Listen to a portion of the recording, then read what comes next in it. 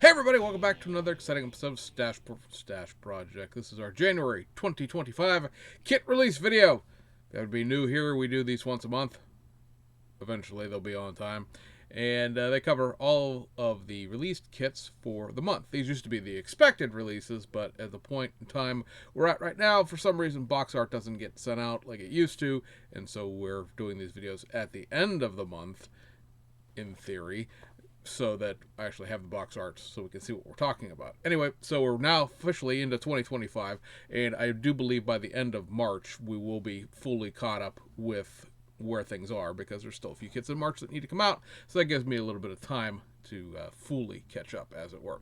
At any rate, this particular video at a weird camera angle. I know we're a little too close here, but it's early morning here in the southwest of the Pennsylvanias, and the sun is coming straight through the other window that you can't see in my videos, and it's causing a glare onto the very top of this crappy web camera that I use, and therefore I have to move it here so that while it may still flicker like a bad epilepsy movie, at least you'll be able to see me while you have your seizure, because that's what's important. Anyway, we have a lot of kits out of round 2 this month in January. This was a big release. There's probably, I think there's 8 of these. We have Salvinos JR as always, and then everything else is overseas. There are a couple of modified reissues over at Hasegawa, and otherwise it's a pretty reissue heavy month. So let's hop into it, right? Round 2 has, like I said, a bunch out of NPC and AMT. First up, 77 Ford Econoline van out of AMT in the Waf Fanta livery. So obviously this expanding upon their licensing with Coca-Cola, because at this point Coca-Cola owns Fanta along with Sprite, which will be coming up shortly. And yeah, obviously we're just doing another boxing of this with new graphics. It does have a more calm Fanta livery to it, that is more like a delivery van rather than this crazy custom lake pipes, mag wheels, shag and wagon thing. So, you know, that's kind of interesting in a sense, because like there are no real Fanta, delivery decals available elsewhere. Otherwise, this kit's pretty much what it's been forever and ever. This kit was released in 1977, hence the specifics of the year. It was an annual back then, and the last time we saw this was 4 years ago with the Surfers van, so it's not too terribly far out of production. I'm pretty sure you could probably find Surfer vans at most local hobby shops to this point. So yeah, yay, another one of those. Then we go over to the truck guys, get a reissue of the Great Dane 40-foot dry goods trailer. This in the Sprunk, oh sorry, that's like GTA version. The Sprite livery. This paired with the, the Transtar, not 4300 Eagle, that's what it is. I had to look off camera there to figure out which one of these. I actually happen to have this truck kit, one of the very few that I do have. And you don't get the truck, obviously. You just get the trailer. I saw somebody pick up one of these probably 6 months ago. Not this particular kit, obviously, because it was just released this month. But they picked it up and were incredibly and violently disappointed in a YouTube video about the fact that the truck did not come with it, even though I don't know where you were going to put a 250-part truck in the tiny little narrow box that these trailers come in. Plus the fact, of course, that it says tractor not included all over it, but, reading. Hey, comprehension. Who needs that? This kit was last out a year and a half ago, roundabout, just released as a dry goods trailer with Transway decals in it, so this is just a reissue with Coke branding through Sprite. Also a reissue of the FB Panel van from Fruhoff. This has the AMT Corporation livery in it, last seen in the 70s, when this was, it's AMT delivering your models, even though I don't believe in with the peak of the time they would have had their own transportation division. Looks like we're being pulled by a 359 California Hauler day cab. Again, not included in the kit. This kit was last out about, I want to say, I had all these looked up, and then I didn't stay on this particular one. Let's see if we can go backwards here and see when this was out the last time. You talk amongst yourselves while 2021, that's right, because this was like disappeared out of the catalog for a little while. It was tooled up back in 1970, came out a few times in the 70s, and then sort of disappeared. And then in 2010, which was a couple years after the folks over at Round 2 got a hold of the AMT FB molds, they started reissuing it pretty regularly since then. It's been out 6 times since 2010, with this being the 6th time. A couple of Coke reissues in there, and then the most recent reissue in 2021 was the Rat Fink trailer that went with the Rat Fink version of the Transtar 4070A. So, yeah, this one's just the sedate normal release without crazy decals added to it. Then we have over at NPC the Slasher Chevel SS Street Machine. This is a 72 Chevel, obviously. Now, the lineage of this kit is, this was an annual back in the day, and it was done as a 71 and a 72. There are a few versions of it done after that turned into a Street Machine. You may remember the Red Alert. That's probably the most prominent one most people could pull out of their brains on a short notice if I said early 70s Chevelle NPC go. Anyway, the Slasher came out shortly after that. These were rewarmed versions of these kits done in the 1980s to sort of, well, they had this annual tool. What were they going to do with it? It's just laying over there collecting dust and being in the way and stubbing people's toes. So they decided to do this. This has obviously, fresh decals, pad printed tires, but they didn't do anything to the front end. If you know this kit, you know that it has very odd treatment of the headlights. That goes back to the way this was tooled back in the 1970s, and that continues in this. That nothing was done with that, so bear that in mind. Don't expect this to have any kind of anything done to it, really. Pad printed drag strips were thrown in it, and the tooling was run, and decals were done. And obviously we're using the box art from 1983 here, but otherwise, nothing new. And this kit hasn't been seen since 1983 either, so it's been a little while since this has been around. This is the kind of thing that Round 2 does that amuses me in the sense of I approve of it because, hey, we're talking about a tooling that hasn't been out since I was 5, and that's 43 years ago. So, yeah, cool. Speaking of things that get reissued a lot, here's the Weekend Warrior version of the 1976 Dodge Dart Sport. I don't know if Round 2 is going to use this Weekend Warrior to signify, holy crap, this is a bucket of donuts in a box. Except a bucket of donuts would actually be appealing to most people. This, if you remember, the last Weekend Warrior kit we got was that much maligned, and deservedly so, NPC GTO. This one, it was out a couple years ago as a 76 Dodge Dart with the crazy, 70s livery on it.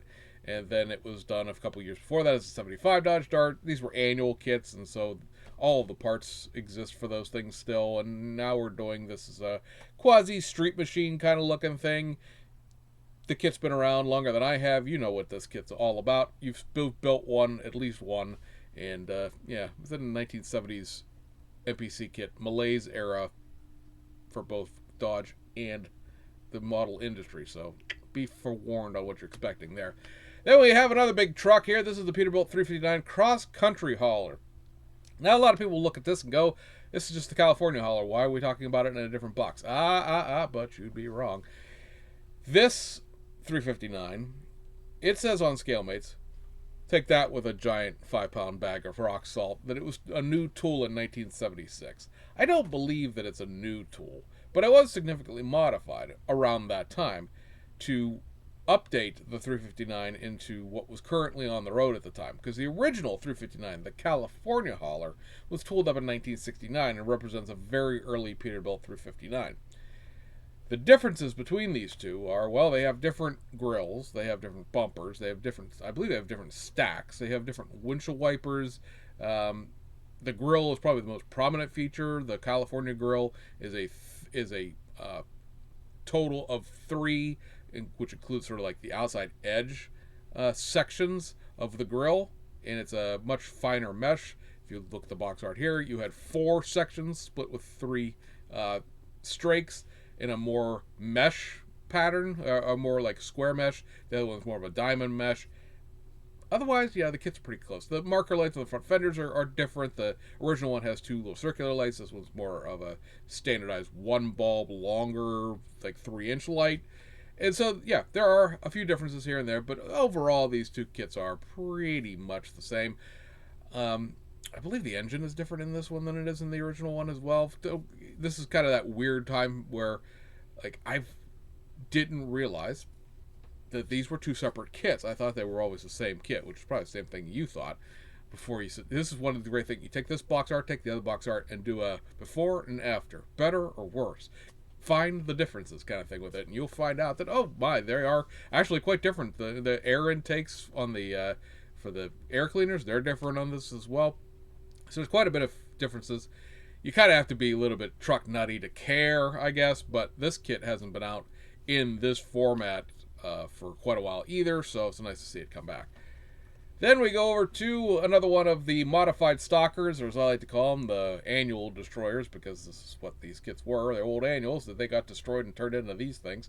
The 65 Olds 88. Last out in 2009 is a limited edition kit, tooled up in the early, actually I think this one was tooled up actually in 1969, because by 69 the 65 Olds annual had run its course, and so they chopped it up and turned it into this nonsense. You got pre-lettered tires in here. If you saw Jason over at Blue Ox pull apart, I'm trying to think which kit he had the other day. He just opened it on his Saturday night stash thing, and for the life of me, I can't remember what it was now. But they showed the tires pretty prominently on there with them being why are they calling them pre-lettered? That gets me all screwed up. They're pad printed. That's what I want to say, and I keep tripping over it. This has the original decals in it that the kit has always had for this box art, and there's expanded decals in it as well to do some other things. But yeah, it's another one of those if you're collecting this series. And then you have this, which is probably the most exciting kit for a lot of people, and this is the 65 Oldsmobile Ultra Wheelbase drag car, the Streaker. So this is always a fun kit in the sense that, what is it, 64? I think it's 64. Although I think I've seen it branded as a 65 too. Let's also do another waiting room music while I flip back through this to see what they think year this is. 64. Okay, it is 64. I looked up and I saw my 64 Old 442 and went, wait, 65 is the wrong year. So 64 F85 Streaker. The story here about this is there's always been a picture floating around on the internet for about the last 15, 18 years now of a coat hanger, like a dry cleaning bag coat hanger with a model kit tooling attached to the dry cleaning hanger. And it was this kit. This was the result of the annual kit. It was torn up and turned into this thing. And the body had existed for a little while, but there were bits and pieces of it missing.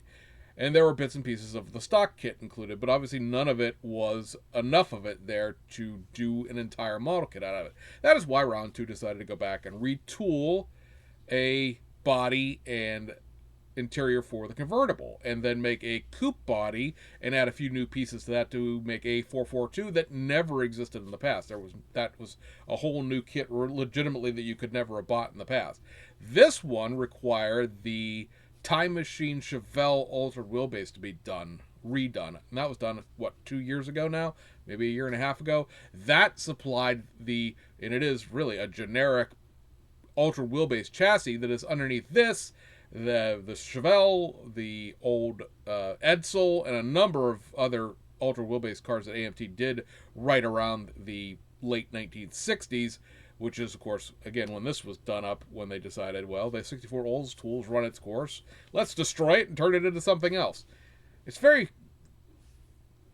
relieving to know that we don't live in that sort of day and age anymore where we just destroy model kit tooling to make other things out of it. That was a pretty regular practice right up through the mid-1980s. You saw the end of that sort of come around when Revell did things like the 69 Camaro and the original 32 Ford kit. Because I say original because then there was that rat roaster that got turned into that 32 hot rod with the rat roaster stuff sucked out of it to have it not be licensed anymore. But the original 32 Ford that begot the 3-window, the 5-window, the Woody wagon thing, and the Tudor and all those things. Those all are all base tooling. That was when those kits, they started planning ahead. Hey, we want to do 17 different 69 Camaros. We better make it so we can do that without altering this tooling. We've got to do things like modular inserts and things of that nature. So, anyway, history lesson you didn't need. this kit's back out, and I know it was something a lot of people were looking for because, this got one release back in the day, and that was it. It just sort of got lost to history. So that is finally back out there to complete your trifecta of 64 Oldsmobiles. We also have, for better or for worse, the AMT Mo Power Plymouth funny car. So this was done up in 1975. It is a very cartoony, bastardized version of a 75 Plymouth GTX. This was a weird concept because this is really a real car.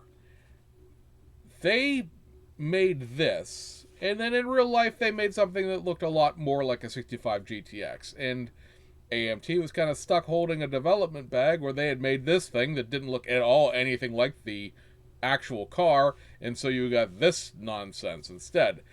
Again, one release, 1975, has not been out since then.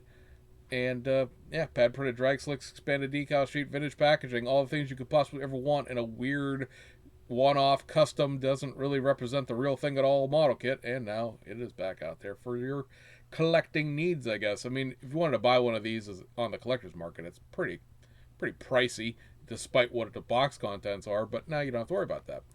Over at Salvinos JR, the kit of the month was the 1978 Chevrolet Monte Carlo, the Bertha. So this is the first time this kit has been packaged to have the round headlights, which were the pre-77 body style, pre-75 body style. If you know your NASCAR history back then, you could run the car 4 years after it was manufactured, and that would put this right at that kind of that breaking point of the round headlight, square headlight transition. This is a Darrell Waltrip, of course, Dyguard Motorsports in the Gatorade logo. Has a very cool underhood Bertha decal that was on the real car. It's a nice piece of nostalgia especially if you're a DW fan. Otherwise, I mean, it's the same Salvinos kit in the sense that it's got that weird adjustable one size fits all chassis that doesn't actually cover the whole back end of the Monte Carlo body. There's a lot of air. There's a lot of Phil Collins back there. You're feeling it in the air tonight because there's nothing back there to hold the body in. But it's still a cool, piece in that sense. And the other release, the add-on, was William Byron's Valvaline sponsored Camaro, because Camaro, all the things. Again, we're getting closer and closer to the new Ford being produced as far as the body for that, and the kit for that should maybe be this coming up in March, maybe, or April. We'll see exactly when that ends up being. The tooling gets over from China, and they can test it and make sure it runs right, and all the rest of that happy nonsense. But until then, another Hendrick Motorsports car. I know you were personally dying to have another Camaro, because they are getting to the point now where there have so many of those. They're getting kind of hard to get rid of. I've tried to sell a few that I have here that I don't want anymore, and have met a solid amount of no thank you out of the customer base. I sold one the other day for $6. Paid $33 for it. Yeah, there's too many of them. Over in the Japanese market, we have from Tamiya. This is a reissue, but it's kind of fun. I throw this in here as a shout out to our good friend James Tester, who runs the podcast with me, and Sean Svensson. This is a Honda City Turbo. Again, it's a reissue. It's a very basic curbside. Honda City is a compact car. It's not quite a K car. It's a little too big for it, a little too powerful. Comes with a little driver figure who's either giving you the peace sign or wants to smoke a cigarette. He's not quite sure. And the cool part about this was it comes with a little 1/24 scale Moto Compo scooter included with a kit. And new decals, which covered like the seat pattern, which didn't exist in the original one. And so that's fun to see. So that's back out there. Before we go any further, because we're going to run through like Hasegawa and Fujiba real quick, one other release that was done, and this is actually out of the Ukraine, and that is ICM's second release of their Model A. This is a standard Phaeton, so it's an open top version. If you're new to ICM, they usually do their kits in this fashion, where there's a closed top or in the case of the original kit, a hard top, and then a soft top or an open top. The thing about the open top is there's no up top. There's only a convertible boot, or a Phaeton boot in this case. So keep that in mind when you're buying these. If you want a roof on it, you have to buy the one with a roof on it. they've done this with every single kit they've offered, even going back to the World War II stuff that they upscaled into 124 scale out of 135th scale. The G4 Mercedes and the Gaz is Russian, wrong thing. The G4 Mercedes, as well as the Opel Admiral staff car. Both of those had solid roof versions and open roof versions. And if you've never built one of these things, ICM very much dictates these things after the way model kits are built in the military style. These bodies are multi-piece. They're usually pretty good engineering. The Opel is very nice engineering. You really couldn't tell that it's a multi-piece body once you're done with it if you're careful. But that's how they do these open roof, closed roofs. The roof just isn't really part of the model kit. You just get the piece in one and don't get the piece in a convertible boot in the other. So there you go. That one's been floating for a little while after the hardtop came out last year. Over at Fujimi, we have a reissue of the Suzuki Alto in the Regina trim level. So this was a fancy little trim level that was offered in Japan. The base of this kit is a snap-tight kit, so it goes together pretty quick. Detail, 1980s snap-tight kit. But, it's a little conversation piece, I guess. This is the third version of the Suzuki Alto that's out there. There's the sporty version that they did back in the day. I don't think that's been reissued recently. And then there's the Suzuki Alto race car that they did a few months back, and then now this. And we go over to the Toyota Chaser GX71, the next in the GX71 triplets. I believe this is the last one of these. So, much like all the rest of them, this has the same ground effects, the same weird antenna, the same 3-spoke twist wheels, and the same bubblegum side rib for your pleasure nonsense that you have to stick on there. That's a $12 model kit. I'll be interested to see if they redo these in the High Mecha series with the engines, because those were reissued probably 10 years ago with that, and they haven't been seen since. And all of these GX71s do that, so it'll be interesting to see if they really go back and crank the kits out for like another $10 with the engine in them. And then we have over on the initial D lineup kits that they have, this is the A86 Levin from Wataru Akiyama. This, of course, is the little bit of a pun joke car, because he wanted to be like the Tofu car, but then he accidentally bought a Levin instead of a Truno. This has the new easy alignment system chassis underneath of it, so you can repose the wheels and all that stuff, but otherwise the kit goes back into the 80s. And then with that, because these kits share the same chassis and a lot of obviously the interior parts and things like that, the only difference is the body. This is, of course, the Tofu car. This is Fujiwara's 86 Truno. This has a carbon fiber decal for the hood. That's the shtick of this particular one. And the little circle on top of the box arch there showing you that you can pose the lights open or closed. Your choice. Again, the Aoshima AE86 kits are much better. They're also about a decade and a half newer than these. So unless you really want to collect the Fujimi series, which has some kits in it that the Aoshima series doesn't, these are pass kind of things. They're better with the new chassis underneath them. They were atrocious motorized nonsense before. They're not so atrocious anymore, but I don't think that the Fujimi bodies capture the proportions of the 88.6 the way the Aoshima one does. Personal opinion, your mileage may vary. And then we have this Winfield Skyline. So if you know your touring cars, this is the Australian Touring Car Championship version of the Skyline. I'm not sure that this thing has the parts you need to make that. Of course, it doesn't. It's a Fujimi kit, so it doesn't have the right mirrors. It doesn't have the right Australian-specific exhaust, because yes, there was an Australian-specific exhaust. But what it does have, very interestingly, if you know Winfield, you know that's a tobacco, and tobacco, you can't do that in a race car. That's why it's missing off this box art. It's like, whatever. Yeah, they actually did include it. So I rarely show kit decals on this channel, and I'm going to show you these because of how goofy they are.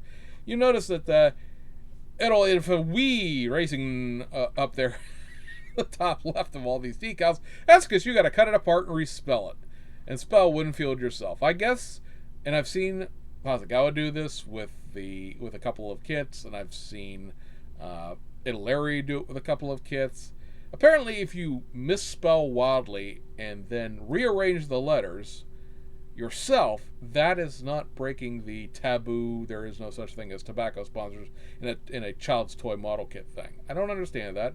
Nunu and B-Max, some of their tobacco liveries come in the PE set, and even those ones, even though you can't see them, even though they're not mentioned, are also scrambled like this. The Marlboro Dutch Touring Car Championship is a great one, where you have to, where even think like the letters are chopped in half and scrambled, so you have to not only have to reassemble the word Marlboro, but you have to fit it back together again, top to bottom. That's a fun time. But yeah, it's back out there, and interestingly, they do the decals in this for both the regular, just Australian touring car that ran, where these two gentlemen were separate from each other, ran against each other, and they included the decal header, because really the difference is the little header above the number board, for the 1,000 kilometers of Bathurst, where these two guys were teamed together in the same car and won. So cool, I guess. Does have the new easy alignment chassis underneath this, which we pointed out a couple of videos ago. Does have an all-wheel drive system underneath it, which amplifies the not suckiness of this kit about 10 times over, but again, it doesn't have the parts you need to actually build this car correctly. If that matters to you or not, I guess that's up to you to decide, right? So we go to Hasegawa here. First up, reissue of this Lancia Stratus HF and the 1975 Tour de Corse Rally winner. Cool little independent racer here, and it was on a factory team. And yeah, rally winner, always good. Then we get this, which is a highly modified reissue. This is the Asano Racing Service Toyota Starlet 1982 Starlet Grand Cup Race Champion. So, in addition to winning the race that it's actually pictured in this picture, wow, that's redundancy from the Department of Redundancy. Get Doge after that. Cut that out. This was a minor touring car series that, like, Nissan Cherries were in, Toyota Starlets, a whole bunch of stuff. If you remember 2018, 2019, Nunu announced a bunch of cars that would go into this and then never made any of them. And I suppose that's probably what prompted Hasegawa to go ahead and make an early Starlet was, Nunu didn't appear like they're ever going to do that. This car still exists. Asano Racing still exists. They're still a race car builder, tuning house type of thing. But they still own this car. And what this car did, in addition to winning the race that is pictured on the box, it also won the entire championship. That is poorly worded in English on that, but this actually was the series champion in 1982. So you get, obviously, racing interior. You get all the over fenders that you see there. You do have to paint all of the yellow. That's not on the bottom of the car. That is not included in the decals for some reason, even though everything else is. I guess probably because painting that front lip spoiler yellow, or decaling that front lip spoiler yellow, would be a pain in the rear end, but be that as it may, know that there is some painting included in this. The green and the orange and the red and stripes down the side, that's all in the decal sheet, but the yellow on the bottom of the car, yep, you are not fortunate enough to get that. And then we have this Nissan Skyline R32 Group A version. So what this is, I thought this was like a lot of Hasegawa's kits where they were going to package part of the race car into a street car. So you'd have like all of the race car-y stuff, like the side exhaust and all that, into a street car. But actually, no. This turns out to just be the race car without any decals. So I went through and looked through the entire instruction manual. There's not a street car part included in this. This is entirely the Group A race car version. It is molded in red. I wish they had just done it in white. If they wanted to release just a kit to be like the basis of like your Group A kit that you're building yourself, like you wanted to build a Winfield car. This doesn't have most of the right wheels either, but you at least have a basis for that. But no, it's in red, so I don't know why exactly, but hey, it's another release. And then this is the other modified release for this month out of Hasegawa. It is the Toyota Celica Liftback 1600 GT custom version. The custom version part here is it has a new chin spoiler made out of 3D printed resin, and then it takes these wheels, which are touring car wheels, out of the race car versions of the Celica that they've done in the past. That's not the liftback, which is the regular coupe, and puts them into this. I made a comment in the last podcast where we covered this kit that I was like, oh, there's new wheels in this kit, and they didn't mention them. I did a little more digging, and it turns out that every time these wheels are in another kit, they have a chrome lip to them. and they're just painted solid gold in this version of the kit. And so, yeah, that explains why I don't recognize it, because they're underneath giant fender flares and very hard to see, and these are like just hanging out there. So it's still a cool wheel, don't get me wrong. It's just not as new as I thought it was. As you may recall, this is a new body, so and a new interior to make the liftback version of the Celica. So new body, new interior, and all those things. Chassis and that carry over from the original Celica Coupe that was done up in 1994. Overall, a very nice kit, and like I said, you get a different set of wheels in here and the chin spoiler, if that tickles your fancy. And gentlemen, ladies, if there happen to be any, that's it. January 2025. You know what you should have bought back then. Anyway, guys, hope you enjoyed it, and we'll see you guys on the other side.